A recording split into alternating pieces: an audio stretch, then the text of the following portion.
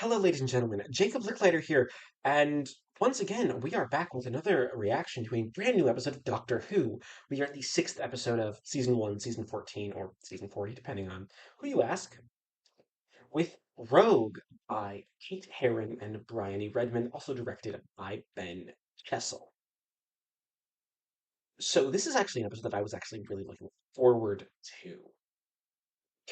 I haven't seen Loki, but Kate Herron and Briony Redmond are the only new writers for the series. This is the first episode not to be written by a showrunner of Doctor Who since the haunting of Villa Diodati back in 2020.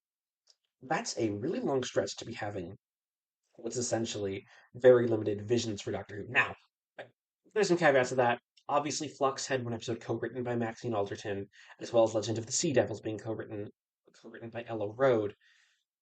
But so much of the later Chibnall era and Russell T Davies' era at this point has been written by the showrunner, or in the case of this series, Stephen Moffat.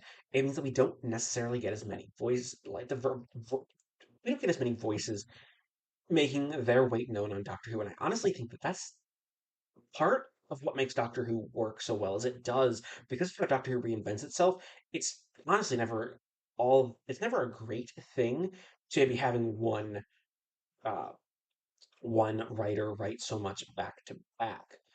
The classic series barely got away with that on occasion. Usually, never a whole season. Maybe a couple of stories.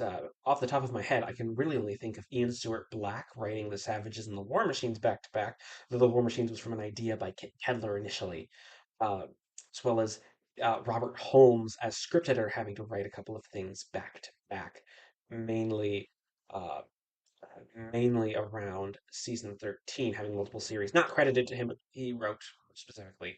And of course, two series, and then at least two seasons with David Fisher, The Key to Time, having Stones of Blood and Androids of Tara back to back. And then technically he had the idea for City of Death and like Creature from the Pit back to back. It's a difficult thing to do. So having Kate Herron and Bryony Redmond coming in to write something different is great. Now, I will also say this is an episode mainly riffing on the popular Netflix show Bridgerton. I haven't seen Bridgerton. I don't really engage with romance all that often, so it just hasn't been on my radar. Sorry about that. Now, I do know some of the Bridgerton tropes. I do know that a lot of the big thing about Bridgerton is its soundtrack likes to use string arrangements of pop music, something that is lifted for this episode, and I will get to that because I had some great thoughts. One track in particular used in this episode ended up using a string quartet version of just one of my favorite pieces of music. Um, in general, a piece of music that I have actually played a version of. So of course that not specific to me here, but Rogue is an episode. I'm going to actually analyze this episode. I'm going to take a leaf from YouTuber Passion of the Nerd and his his review guide for Buffy the Vampire Slayer, and I feel like this could be described as what Passion of the Nerd calls a candy episode, an episode that isn't necessarily so much substance, but is really, really fun and engaging and has some great character interactions and just immerses you in the world. That's kind of fitting for the Bridgerton theme because Bridgerton's a melodrama. This is essentially trying to do romantic melodrama, and it does it actually quite well. I think my biggest critique, oddly enough, is Millie Gibson as Ruby Sunday. It doesn't have as much to do. I don't know if I don't know if it's because we don't necessarily Gibson as Ruby is a character I've enjoyed. I've really enjoyed her presence. But the more the weeks go by, the more and more I'm thinking we don't actually have too much of an arc for her, or an arc for the Doctor, for that matter. A lot of this series seems to have our characters largely static. Not necessarily in a bad way always. It does seem that Davies and Moffat, who wrote Boom, have the events actually affect the characters, but we don't actually move their character forward because of it. I mean, but though we also don't reset to some proto version of the character, which could have been an issue, which was kind of an issue I largely had with the Chibnall era, mainly that, the Doctor and company didn't seem to really change much or have a grasp on characterization. These are static characters, but they're well defined static characters. And of course, I just think that Ncuti Gatwa and Millie Gibson as a pair just exude the chemistry. Um, that really makes it work. This is also an episode where I'm going to say it. It doesn't really contribute to a big overall arc. This is largely standalone. I feel like this is an episode you could probably show someone to get them into Doctor Who for how weird and wacky it is. Um, you know, Probably even more than the Devil's Cord was earlier in the season, because the Devil's Cord, let's be honest, felt also like it was trying to be a let's see how weird we can get and go crazy. This is romantic melodrama, so we're doing it. And the object of our romantic melodrama is the Doctor. The Doctor falling in love with this bounty hunter from the future called a Rogue, played by Jonathan Groff, a character who got his name from a game of Dungeons and Dragons. And Godwa and Groff have this amazing chemistry. Like, there are sparks flying through this entire thing. The romance is intentionally whirlwind, and it's building to this tragedy at the conclusion of the episode. But Herron and Redmond just really make it work so well. It is some utterly uh, fantastic work off of one another. Uh, I also really like that a lot of people are comparing Rogue as a character to Captain Jack Harkness, and I guess they have similar character concepts, but honestly, I feel like Groff is playing it more like a foil to the Doctor as a character. It's not necessarily some big piece of analysis. People are saying, Groff could come back, and I kind of hope he does as this character because I think that could be great. Uh, I really enjoyed the scenes that Groff and got with Cher. They just the sparks fly. Uh, there is uh, there is something just so funny about it. Now, the actual plot of the episode is quite simple. Rogue is a bounty hunter hunting down these aliens who take the form of a bunch of people in at this ball, run by a duchess played by the wonderful Indira Varma, who I am so glad to see back in Doctor Who. She was Susie Costello in Torchwood. I've also been familiar with some of her audio work, not for Doctor Who, but for some other things. She's a wonderful actress. I love seeing her pop up in things. And I'd love to see her pop up here. In the first third of the episode or so, she's just a human playing posh British, and it's very fun. And then she gets to chew the scenery as one of the villains of the episode, and that is equally as enjoyable. The villains are essentially interdimensional cosplayers, where they steal the bodies of people to make cosplay. I don't know if Herron and Redmond are particularly making really any interesting commentary on fandom here. If they are, I don't think it actually goes that deep. Or that could just be, this feels like a candy episode of just to sit back and enjoy and absorb the fun melodrama of it all. Uh, because it is very fun and very melodramatic. The entire characterization of of these aliens is almost vanishing. They want to be the most interesting person in the room, and they want to follow these tropes that we're at a ball and we're doing drama. We must end on a big wedding. I will say, again, ending on a big wedding is where we kind of also get to a problem, mainly partially because of the underserving of Millie Gibson as Ruby Sunday.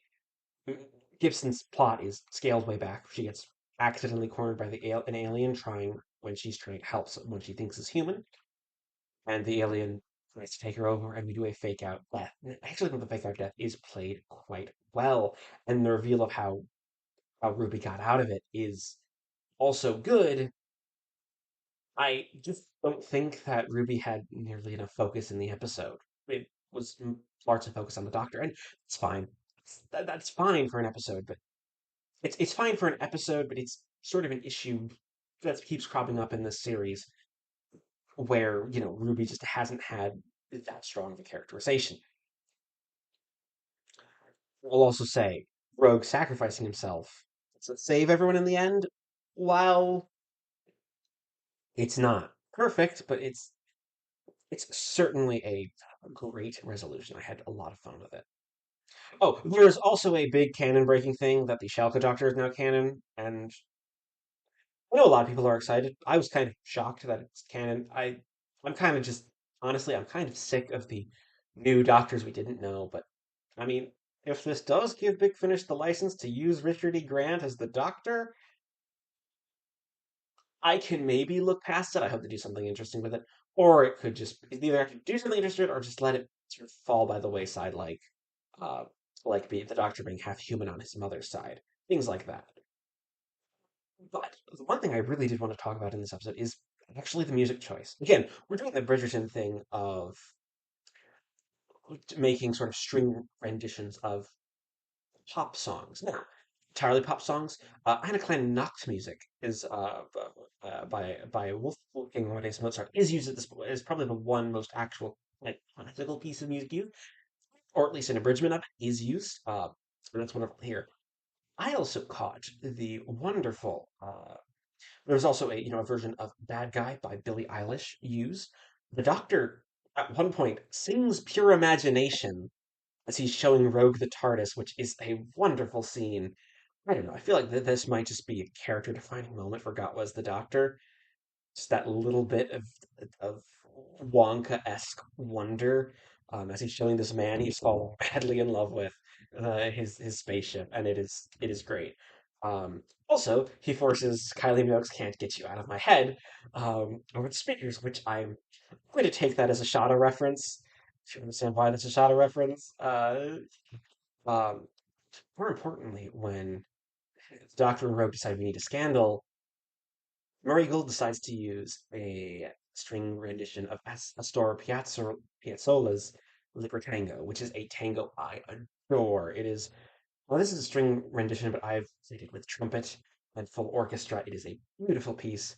It's all about freedom, and it's slow moving, and it's scandalous. It's great. It really works for the scene as the scene builds to this it's half fake, half real explosion, used partially in the Next Time trailer to great effect. It's wonderful. So Billie Eilish's "Bad Guy" I heard at one point in the background, as well as Lady Gaga's "Poker Face." All honestly wonderful choices. I really like the choices, and I think I believe it's Murray Gold doing most of the adaptations of these songs are great. He had experience doing this way back in Series 8 with Queen's "Don't Stop Me Now." Uh, I really, really hope we do get maybe some full tracks of at least some of these. Maybe not Eine kleine Nachtmusik because there really wasn't any alterations. I honestly think they used a full orchestral arranged recording of Eine kleine Nachtmusik. I thought I might have heard some of the flutes in there, and I don't think there were any flute players on screen. Um, yeah, Rogue was incredibly fun. It's a nice piece of candy. If I had to rate it, probably a 7 or an 8 out of 10. I think again, it's really, really good. I am just loving this series of Doctor Who so far. It's been solid.